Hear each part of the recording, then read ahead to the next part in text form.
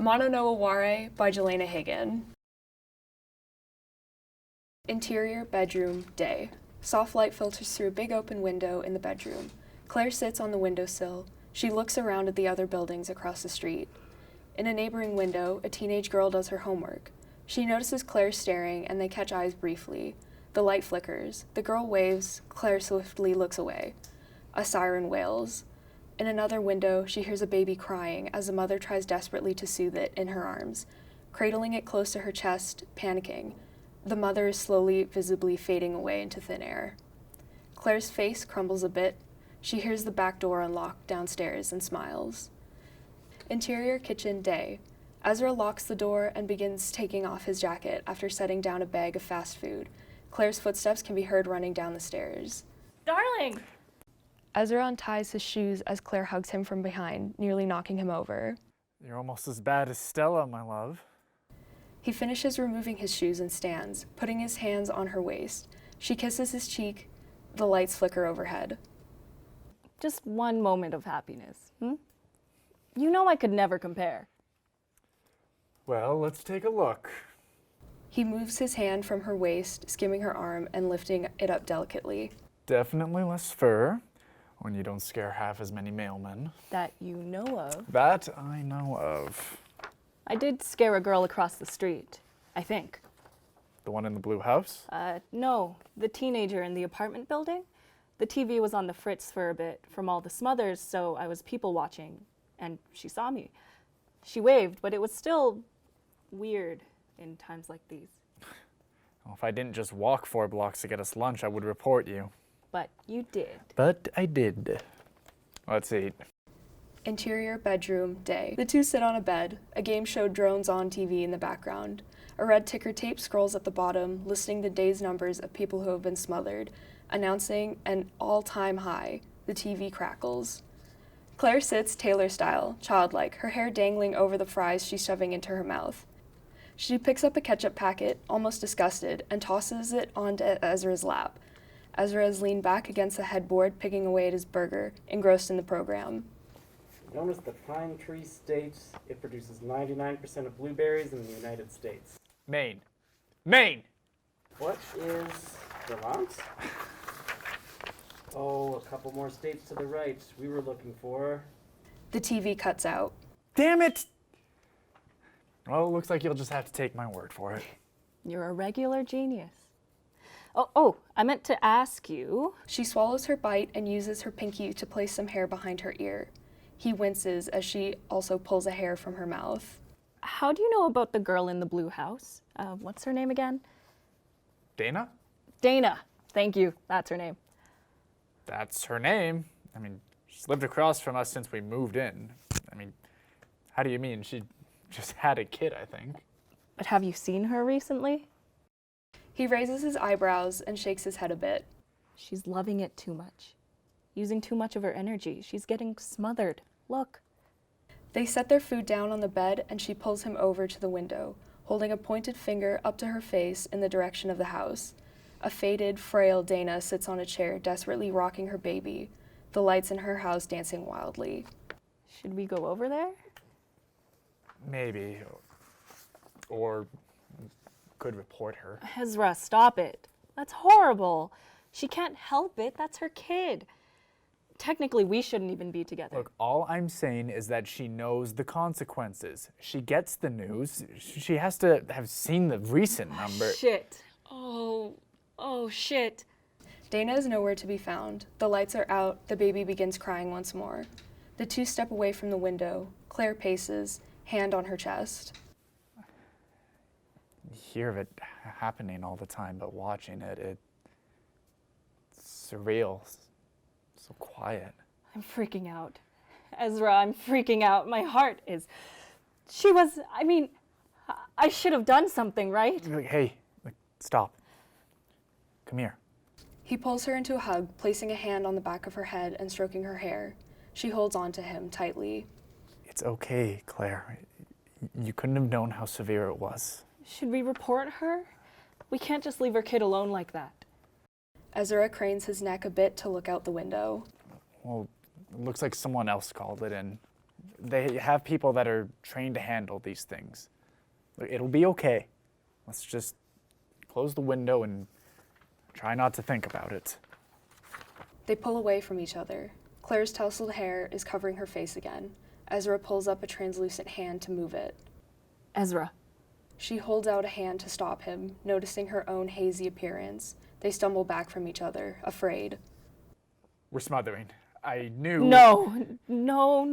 I didn't think. Quick, look, say something that you hate about me. What? This smothering, look, it happens when you connect too much or love too much. That's what they say, right? Look, maybe we can reverse it. I guess. Look, I don't. Okay, how about I'll go first. Ease us in, all right? Okay, as long as you think it'll work. It doesn't hurt to try, okay? I hate that you still don't have a job. Claire cocks her head, visibly hurt. What do you mean by that?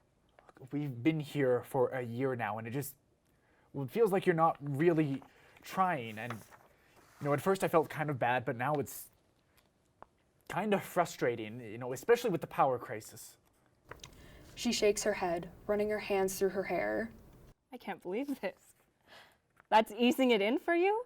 That is so out of pocket, Ez. What is this, like easy for you to pick me apart? I'm just trying to see if it works since you got us into this. Sorry. You can't just say you're sorry and assume everything will go back to normal. Jesus. Obviously, you have some baggage to unpack. This is so typical of you. All right, then let me have it. See if it works for you. I don't know. I hate the way you try to fix things. You're so cold about it sometimes. You try to fix things before you let people feel things, all blunt and factual. Or you just try to brush it off like it's not affecting anyone. Have you ever heard of empathy? I have to be the one to fix things because you're too indecisive. Would you say this is fixing anything? Really? God. Ezra brushes past her on his way to the bed, ignoring her. You know what else? I hate the way you eat. You are such a slob. You chew with your mouth open. It's like you're some kind of ravished animal. And you just let your hair get all in your mouth, and when you do it, it's disgusting. She storms up to his level. Is that why you referred to me as your parents' dog? Oh, come on. You are so sensitive. We were just joking around. Don't act like you weren't playing along. Yes, because I love you, asshole. I didn't want to make it a thing. Oh, Christ, we're going there now. Obviously, I love you, or this wouldn't be happening. This doesn't feel like love. I've always felt like the only one who cares. You only care about being right. I notice things about you. I understand you. It's apparently second nature to remember other girls' names, but you can't remember that your girlfriend hates ketchup? She picks up a loose ketchup packet from the bed and throws it at him. It whizzes past his head. The light quivers. Maybe I got it for me. Also, we've met Dana before. We've even been to her house. I'm surprised that you didn't remember her name, and you think that I'm the inconsiderate one. I could go on. No, you are so careless with your energy. You waste it on me like we don't all need it, like everyone else doesn't need it to survive. It's selfish. You live in your own little myopic little world, and you can't understand how that hurts people. I might be blunt, but don't act like you're the patron saint of being coy. Claire tries to hide her face, but her frustration peeks through her transparent hands. You went out to buy food because you can't even make a decent lunch. You can't either. Well, you love me. And that's the worst thing you've ever done. Yeah, ditto. Beat. There's no going back now. They are both exhausted, wasting away into expiration. What do we do now? I'm sorry. Don't worry about it. I don't know. Maybe the girl that waved is still looking out for me through the window. Maybe not. Yep, maybe not. Ezra looks down. Claire cracks a small smile. Have you ever noticed you do that? Look, I'm not in the mood to fight anymore. It's not working. You might as well just accept it. No, I'm not fighting. Have you ever noticed that you repeat what I say back to me sometimes? Oh. I guess not. Sorry. Don't be. It's one of my favorite things about you. Sounds like I'm kind of a dick if that's your favorite thing. Kind of sad, really. They both laugh half-hearted. No. No, I don't think so. Claire looks down, solemnly, thinking about what to say next. Tears caress her paling face. She wipes them away. I love you. I love you too. It's funny. I mean, it's horrible, but it's almost reassuring that it didn't work. It lets me know that it was real, at least, even after all that. And for the record, it was never a waste of my energy. Not to me. I know. Just slipped out like that. And you were right, I can be cold. Beat, their speech is slurred as though they have just awoke. The light whirls on both of their slack faces as they melt into the ground to sit. So, do you think it hurts? Do you think it's like dying? I'm not sure, but I've never heard of anyone coming back.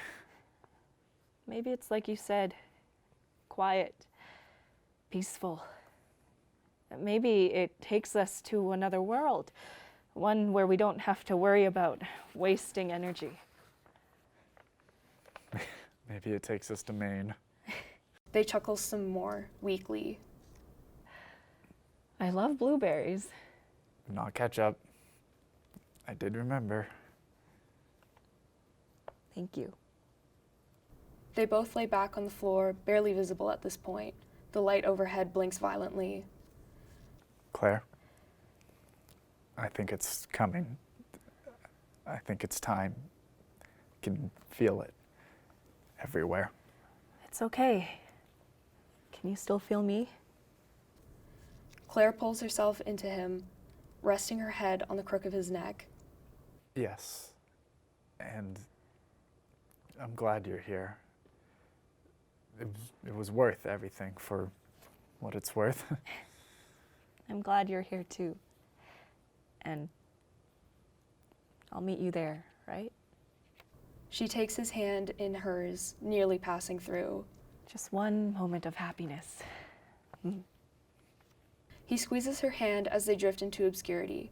The light flares and erupts, leaving nothing but darkness. Another siren is heard off in the distance. Finn.